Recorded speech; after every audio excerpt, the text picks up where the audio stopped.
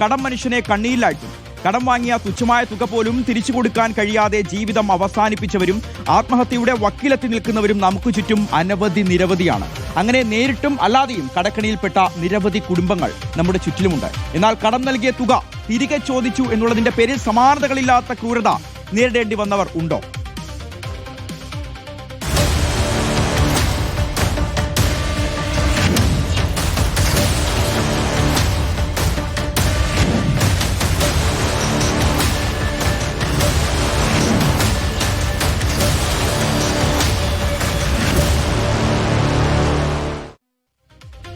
കടം നൽകിയ പണം തിരികെ ചോദിച്ചതിന് തിരുവനന്തപുരം സ്വദേശിനിയുടെ ചിത്രം പോൺ സൈറ്റുകളിൽ പ്രചരിപ്പിച്ചതായി പരാതി. വിദേശത്ത് ജോലി ചെയ്യുന്ന യുവതിയുടെ ചിത്രങ്ങൾ സഹിതം പരസ്യം നൽകുകയും ബന്ധുക്കൾക്കും സുഹൃത്തുക്കൾക്കും അയച്ചു കൊടുത്തുമായിരുന്നു സൈബർ ആക്രമണം. ആലുവ സ്വദേശിനിയായ യുവതിക്കും വടകര സ്വദേശിയായ യുവാവിനുമെതിരെ തിരുവനന്തപുരം സ്വദേശിനി കാട്ടാക്കട പോലീസിൽ ഇപ്പോൾ പരാതി നൽകിയിട്ടുണ്ട്. വാക്കുകളിലേക്ക്. എൻ്റെ ലൈഫിൽ ഫസ്റ്റ് ടൈമാണ് ഇങ്ങനെ ഒരു അനുഭവം. കാരണം അതും ഫ്രണ്ട്സ് കാരണം ഉണ്ടായതാണ്. ബാംഗ്ലൂർ വച്ച് പരിചയപ്പെട്ട, എൻ്റെ അപ്പാർട്ട്മെൻറ്റിൻ്റെ അടുത്ത് പരിചയപ്പെട്ട ഒരു പെൺകുട്ടിയും ഒരു ചെറുക്കനും എൻ്റെ കയ്യിൽ നിന്ന് 2023 കുറച്ച് എമൗണ്ട് ഡെബിറ്റായിട്ട് വാങ്ങിയിരുന്നു, ഒരു 75,000 രൂപ. പിന്നെ ഒരു 1.5 പവൻ്റെ ഗോൾഡും ഞാൻ കൊടുത്തിട്ടുണ്ട്. ഇതൊക്കെ പണയം വെച്ചതിൻ്റെ പ്രൂഫും കാര്യങ്ങളും എൻ്റെ കയ്യിലുണ്ട്. ഈ 2023 ലാസ്റ്റ് ഞാനിത് തിരിച്ച് ചോദിച്ചപ്പോൾ ഞങ്ങൾ തമ്മിൽ പ്രശ്നം ഉണ്ടായി. 2024 ഞാനിത് തിരിച്ച് ചോദിച്ചിട്ട് വക്കീൽ നോട്ടീസ് അയച്ചിട്ടുണ്ടായിരുന്നു. അതിനുശേഷം ഇവർ റെസ്പോണ്ട് ചെയ്ത് ഇവർക്കത് തരാൻ ഇപ്പോൾ അവരുടെ കയ്യിൽ സാമ്പത്തിക ശേഷി ഇല്ലയെന്ന്. ഈ 1.5 വർഷമായി ഞാൻ അതങ്ങ് വിട്ടു. അവർ അതിൻ്റെ പിന്നാലെ ഒന്നും പോയിട്ടില്ല. ഇപ്പം ഞാൻ 2 months മുമ്പ് UAE പോയിട്ടുണ്ടായിരുന്നു, ഫെബ്രുവരി 18. ഞാൻ UAE പോയതിന് ശേഷം മുമ്പ് വരയ്ക്കും ഇവരുമായിട്ട് ഞാൻ കോൺടാക്റ്റ് ഉണ്ട്. ഇടയ്ക്കും എൻ്റെ അടുത്ത് ഫുഡിനൊക്കെ പൈസ ചോദിക്കുമ്പോൾ ഞാൻ ഗൂഗിൾ പേയിലൊക്കെ ഹെൽപ്പ് ചെയ്യാറുള്ള ആളാണ്.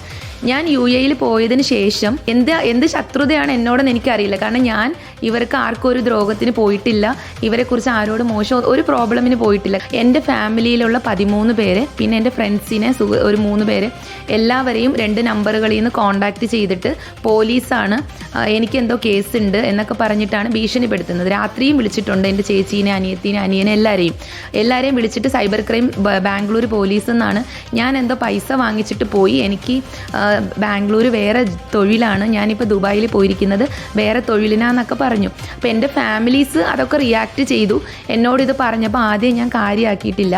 മാർച്ച് 27 മുതൽ ഒരു പോൺ സൈറ്റിൽ ഞാൻ ഇൻസ്റ്റാഗ്രാമിൽ പോസ്റ്റ് ചെയ്തിരിക്കുന്ന എൻ്റെ 2 ഫോട്ടോയിൽ, ഒരു ഫോട്ടോയിൽ എൻ്റെ ഫേസ് ഉണ്ട്, ഒരു ഫോട്ടോയിൽ ഫേസ് മറിച്ചിട്ട് ഒരു ആഡൊക്കെ ഇട്ടിട്ടുണ്ടായിരുന്നു. ഇതൊന്നും ഞാൻ അറിഞ്ഞിട്ടില്ല.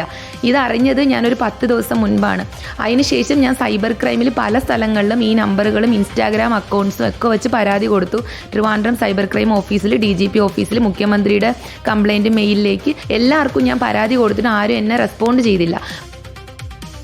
MG പ്രതീഷിനോട് ചോദിക്കാൻ കൂടുതൽ വിവരങ്ങൾ. പ്രതീഷ ചെറിയൊരു തുക കടം കൊടുത്തതാണ്, അത് തിരികെ ചോദിച്ചതിന്റെ പേരിൽ പോൺ സൈറ്റിൽ സ്വന്തം ചിത്രം കാണേണ്ടി വന്നു എന്നുള്ള ഞെട്ടിക്കുന്ന അനുഭവം വെളിപ്പെടുത്തുകയാണ്. ആ പെൺകുട്ടി പറഞ്ഞ വാക്കുകൾ നമ്മൾ കേട്ട് കഴിഞ്ഞു. നമുക്കെന്താണ് കൂടുതലായി ഈ ഒരു വിഷയത്തിൽ, ഈ ഒരു കേസിൽ മനസ്സിലാവുന്നത്? പോലീസിന്റെ വിശദീകരണം എന്താണ് പ്രതീഷ്?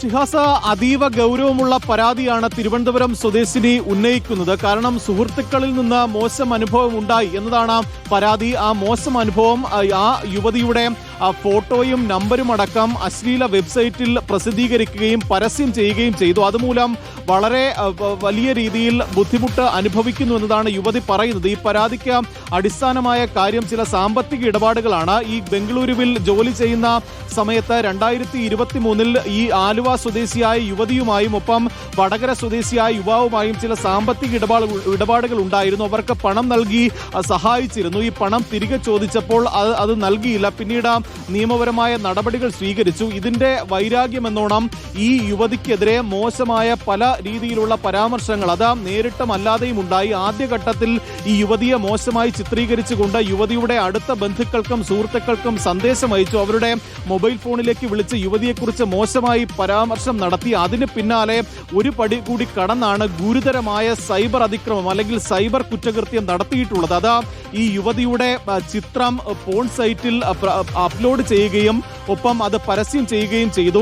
ഇതിന് പിന്നാലെ തന്നെ യുവതിക്ക് നിരന്തരം കോളുകൾ വരാൻ തുടങ്ങി, മെസ്സേജുകൾ ഈ വെബ്സൈറ്റിൽ നിന്ന് വരാൻ തുടങ്ങി. അങ്ങനെയാണ് ഈ യുവതി ഇതുമായി ബന്ധപ്പെട്ട അന്വേഷണം നടത്തുകയും തന്റെ സുഹൃത്തുക്കളാണ് ഇതിന് പിന്നിലെന്നുള്ള പരാതി ഇപ്പോൾ പോലീസിൽ ഈ യുവതി നൽകിയത്. ഈ നേരത്തെ സാമ്പത്തിക ഇടപാടുമായി തർക്കമുണ്ടെങ്കിലും അവരിൽ നിന്ന് ഇത്തരത്തിലൊരു അനുഭവം ഉണ്ടാകുമെന്ന് പ്രതീക്ഷിച്ചിരുന്നില്ല എന്നതാണ് യുവതിയുടെ പ്രതികരണം. ഈ അടുത്താണ് ഈ രണ്ടുപേരാണ് ഇത്തരത്തിൽ തന്റെ ഫോട്ടോ അശ്ലീല വെബ്സൈറ്റിൽ നൽകിയത് എന്നുള്ള വിവരം അറിഞ്ഞതെന്ന് യുവതി പറയുന്നുണ്ട്. ഇതിന്റെ അടിസ്ഥാനത്തിലാണ് നിലവിൽ കാട്ടാക്കട പോലീസിലും സൈബർ ക്രൈമിലും ഒപ്പം മുഖ്യമന്ത്രിക്കും പരാതി നൽകിയിട്ടുള്ളത്. പ്രധാനമായും കാട്ടാക്കട പോലീസുമായി ബന്ധപ്പെട്ട് ഇക്കാര്യം അന്വേഷിക്കുമ്പോൾ ചില സാമ്പത്തിക ഇടപാടുകൾ ഇവിടെ നടന്നിട്ടുണ്ട്. സൈബർ സെല്ലാണ് പ്രധാനമായും കൂടുതൽ വിവരങ്ങൾ പരിശോധിക്കേണ്ടത്. സൈബർ സെല്ലിന്റെ അടുത്തുനിന്ന് വിവരങ്ങൾ തേടിയിട്ടുണ്ട്. ആ വിവരങ്ങൾ ലഭിക്കുന്ന മുറയ്ക്ക് മറ്റു നടപടികൾ സ്വീകരിക്കും എന്നുള്ള വിശദീകരണമാണ് നിലവിൽ കാട്ടാക്കട പോലീസ് നൽകിയിരിക്കുന്നത്. ഈ പരാതിയുടെ ഓരോ കാര്യങ്ങളും പരിശോധിക്കുമ്പോൾ അതീവ ഗുരുതരമായ പരാതിയാണ്. കാരണം നേരത്തെ സൂചിപ്പിച്ചതുപോലെ തന്നെ ഈ സ്വന്തം കൂട്ടുകാരിൽ നിന്ന് തന്നെ ഇത്തരത്തിൽ ദുരനുഭവം പ്രതീക്ഷ അടുത്ത സുഹൃത്തുക്കളിൽ നിന്ന് ഒരിക്കലും നമുക്ക് ഉപദ്രവമായ ഒരു കാര്യവും ചെയ്യില്ല എന്ന് നമ്മൾ പ്രതീക്ഷിക്കുന്ന ഏറ്റവും അടുത്ത ആളുകളിൽ നിന്ന് ഇത്തരത്തിലുള്ള അനുഭവം ഉണ്ടായതാണ് ആ പെൺകുട്ടിയെ ഞെട്ടിച്ചത്. കടം വാങ്ങിയ ചെറിയൊരു തുക അത് തിരികെ ചോദിച്ചതിന്റെ പ്രതികാരം വീട്ടുന്നത് തന്റെ ചിത്രങ്ങൾ അശ്ലീല സൈറ്റുകളിൽ പ്രചരിപ്പിച്ചും കൊണ്ടാണെന്ന് തിരിച്ചറിയുന്നു. എന്തായാലും ഗൗരവമുള്ള പരാതി ഇപ്പോൾ പോലീസിന്റെ അടുക്കൽ എത്തിയിട്ടുണ്ട്.